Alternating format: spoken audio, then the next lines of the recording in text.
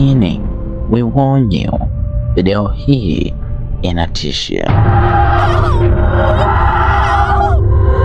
Kama ndo mara kwanza yako kutembelea katika channel hii, basi cha kufanya ni wewe kuweza kulike video hii na kubonyeza alama nyekundu zilizoandikwa subscribe chini ya video hii na kuwasha notification, pia na kushare na wana, ili pindi tutakapopandisha video zetu mpya basi msiweze kupitwa. Kwa kufanya hivyo utakuwa umetisha kinoma noma. And then jiandae.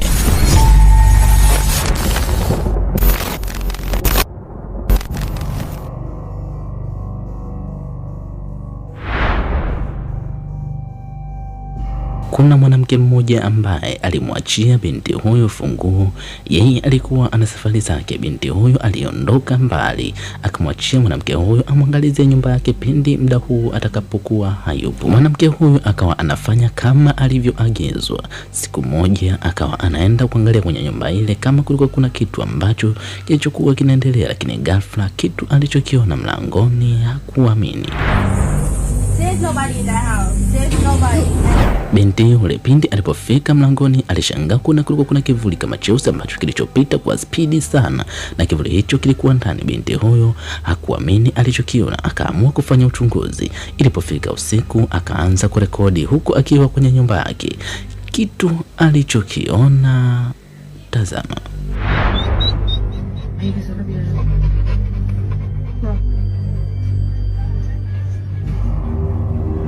Mwanamke huyu alianza kuona kulikuwa kuna kivuli ambacho kilikuwa kinatembea huku kikiwa kinakimbia kwa spidi ya ajabu.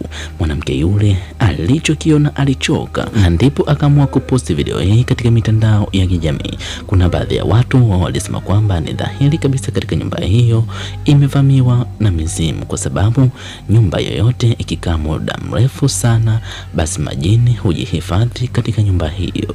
Na kuna wengine wakasema kwamba huenda ni mwizi tu aliyekuja katika nyumba hiyo. Je, kwa upande wako unahisi nini kinachoendelea kwenye nyumba hii ya jirani? Je, ni mizimu, ni jini, ama ni mwizi tu aliyekuja kuiba kwenye nyumba hii?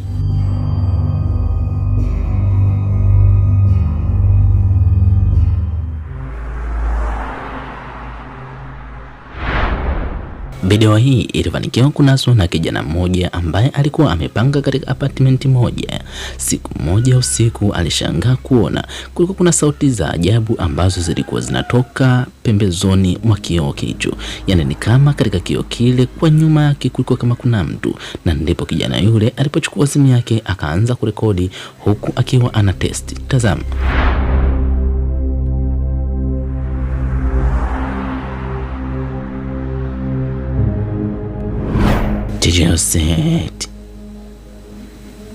Cha ajabu, kijana yule alipokuwa anaweka karatasi lile, mara ghafla karatasi lile likapotea. Yaani ni kama kuna mtu ambaye alivuta karatasi lile. Kijana yule hakusubiri siku hiyo, akaamua kufungasha vitu vyake na kuondoka kabisa katika apartment hiyo. Hata kama ingekuwa ni wewe, ungeendelea kukaa hapo ukisubiri nini? Kijana yule alipotoka, na ndipo akaamua kuiposti video hii. Kuna baadhi ya watu walisema kwamba huenda kijana huyu ni kweli alifanikiwa kunasa mizimu ambayo inapatikana katika apartment hii.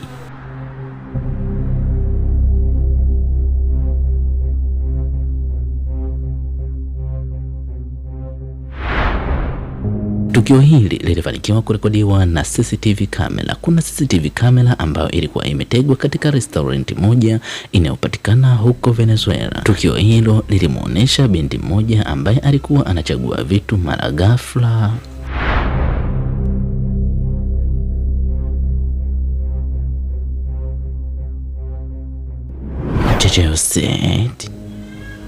tazama vizuri. Ukimwangalia mwanamke yule alikuwa yuko peke yake huku akiwa ameshika kitu kama kinywaji hivi, mara ghafla kile kitu kikavutwa na mtu ambaye alikuwa haonekani. Video hii baada ya kwenda viral, kuna baadhi ya watu walianza kushangaa na kusema kwamba huenda pembeni yake kulikuwa kuna jini, na kuna wengine wakasema kwamba huenda pembeni yake kulikuwa kuna mzimu, na ndiyo maana mzimu ule ukavuta kopo lile. Yuko upande wako, unahisi nini kilichokuwa kinaendelea kwenye video hii? Lakini hii ni dhahiri kabisa, pembeni yake kulikuwa na jini. We leave it to you.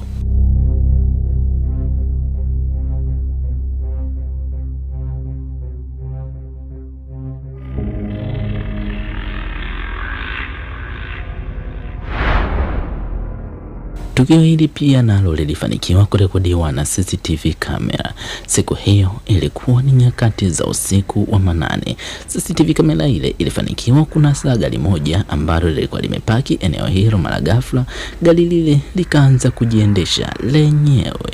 Cha ajabu ni kwamba katika gari lile kulikuwa hakuna mtu yeyote. Tazama.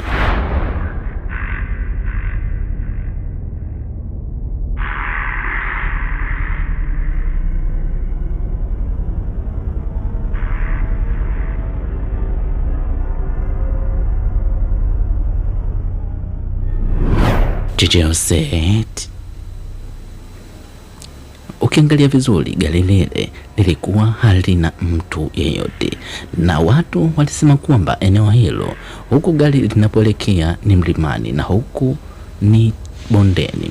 Hivyo basi kama gari lile lilikuwa limekatika breki, basi gari lile lingerudi nyuma. Lakini cha ajabu ni kwamba gari lile linapanda mlima. Inamaanisha kwamba nyuma yake kulikuwa kuna mtu ambaye alikuwa analisukuma, lakini kiumbe huyo alikuwa haonekani. Swali ambalo watu wengi walibaki wakijiuliza ni kwamba ni nini ambacho kilikuwa kinasukuma gari hilo. We'll leave it to you.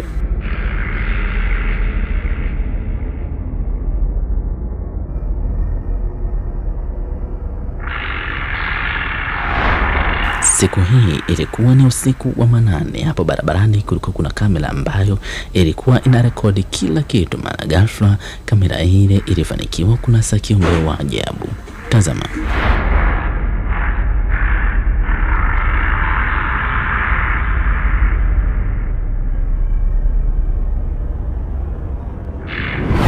Did you see that?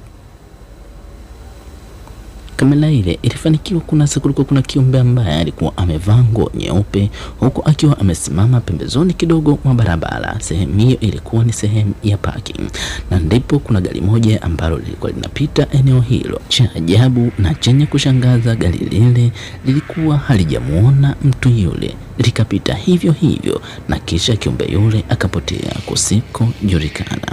Kuna baadhi ya watu baada ya kutazama video hii walisema kwamba huenda yule mtu ni jini kabisa, kwa maana kama dereva wa gari lile angemuona basi angempigia honi ama angemstua ili aweze kutoka eneo hilo.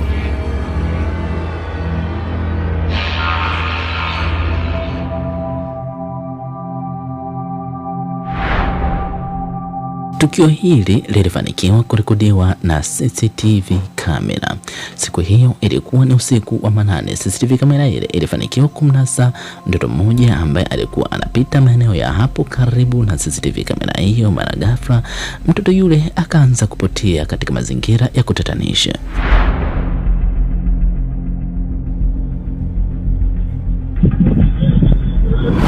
Umeona ilivyokuwa? Embu tuambie, unahisi huyu ni mtoto wa binadamu kweli ama ni jini? Maana tazama vizuri. Ukiangalia vizuri utaona binti yule alikuwa anatembea zake. Sijajua ni binti ama ni mtoto wa kiume.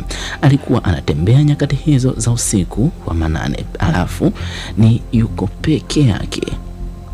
Cha ajabu akaanza kupotea katika mazingira ya kutatanisha, yaani hakuonekana tena. Sasa swali la kujiuliza ni kwamba je, huyu ni jini ama ni binadamu tu? Sema alipofika mbele CCTV kamera ile haikumuonesha vizuri. We'll leave it to you.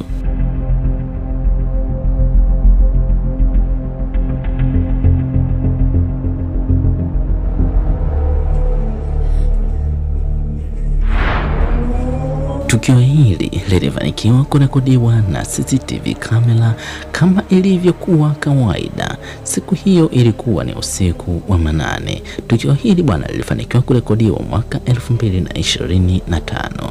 CCTV kamera ile ilifanikiwa kunasa viumbe wa ajabu. Tazama ilivyokuwa.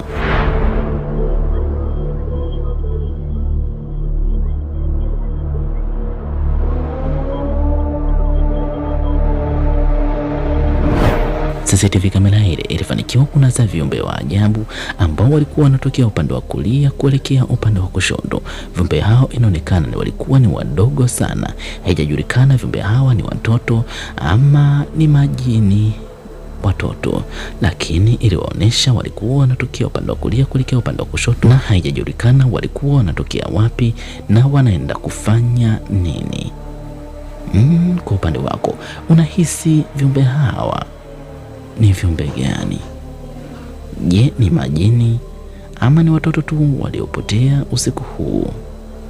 We leave it to you. Kama utakuwa na tukio lolote la ajabu na lenye kutisha, basi unaweza kutumia kupitia email yetu tutakayoiandika hapo kwenye description. Asanteni.